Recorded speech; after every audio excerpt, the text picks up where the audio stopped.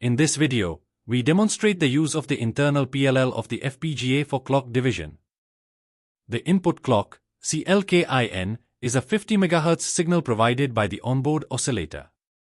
This clock is fed to the internal PLL, where it is configured to generate a 10 MHz clock. The output of the PLL is named CLK_PLL, and this divided clock is used as the main clock for the FPGA logic. Using the PLL allows us to generate stable and precise clock frequencies internally, which is essential for many FPGA-based designs. The Verilog code shown here implements a simple design driven by the PLL-generated clock. The timescale directive sets the simulation time unit to 1 nanosecond and the precision to 1 picosecond. The module is named TOP and has two ports, CLK_PLL and LED. The input CLK_PLL receives the 10 MHz clock generated by the internal PLL. The output LED is a 4-bit wide signal, used to drive 4 LED indicators on the development board. Internally, a 26-bit counter register, named count, is declared. In the always block, the counter increments on every rising edge of the PLL clock. This counter acts as a clock divider, where higher-order bits toggle at much lower frequencies compared to the input clock. The 4 LED indicators are driven using the 4 most significant bits of the counter, specifically bits 25 down to 22. Each of these bits toggles at a different frequency, producing a visible counting pattern on the LED indicators. Even though the input clock to this logic is 10 MHz, the use of the counter ensures that the LED transitions are slow enough to be clearly observed. This example demonstrates how a PLL-generated clock can be used in combination with simple sequential logic to create controlled and observable timing behavior on FPGA hardware.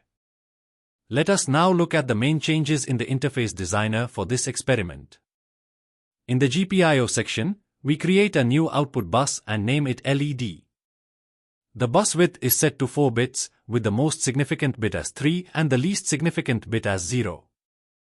The mode is configured as output, and the I/O standard is set to 3.3 volts, which matches the LED interface on the board. Next, we assign the package pins for the LED bus. The 4 LED outputs are mapped to FPGA package pins 75, 77, 82, and 84, as per the schematic. Another important change in this design is the configuration of the PLL block. In the interface designer, we create a new block under the PLL section. Once the PLL block is created, its parameters are configured as shown in the given screenshot. These parameter settings define how the input clock from the oscillator is processed inside the PLL and how the output clock frequency is generated. To simplify PLL configuration, Efinix provides an automated clock calculation option. By pressing this button, the PLL clock calculator window opens.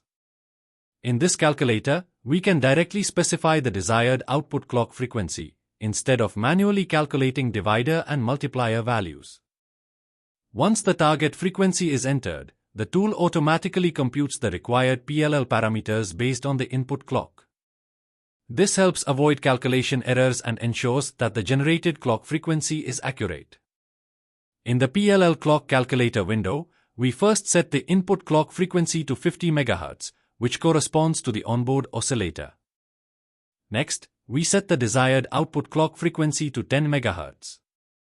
We then assign a signal name to the PLL output and name it CLK_PLL. Based on these inputs, the calculator automatically determines the appropriate PLL divider and multiplier values. After verifying the calculated parameters, we apply the settings to the PLL block. This completes the PLL configuration, and the CLK_PLL signal is now ready to be used as the clock input for the FPGA logic. To summarize, once the design is completed, we perform synthesis and implementation to generate the FPGA configuration files. The generated files are then converted into a .bin format and programmed into the platform flash using the CH341 programmer. After programming, the FPGA automatically loads the design from flash on PowerUp. Finally, the design is verified on actual hardware by observing the LED behavior driven by the PLL-based clock. For a detailed, step-by-step explanation of synthesis, flash programming, and hardware testing, please refer to the previous videos in this series, where these steps are covered in depth. With this, we come to the end of this part of the FPGA development board tutorial series. In this video, we demonstrated clock division using the internal PLL, starting from PLL configuration, synthesis, and flash programming, and finally verifying the design on actual hardware using LED indicators. This example highlights how the FPGA's PLL can be used to generate precise internal clock frequencies for user logic. In the next part of this series, we will build further on these concepts and explore additional clocking and logic-based experiments on the FPGA development board. Thank you for watching, and we'll continue with the next part in the upcoming video.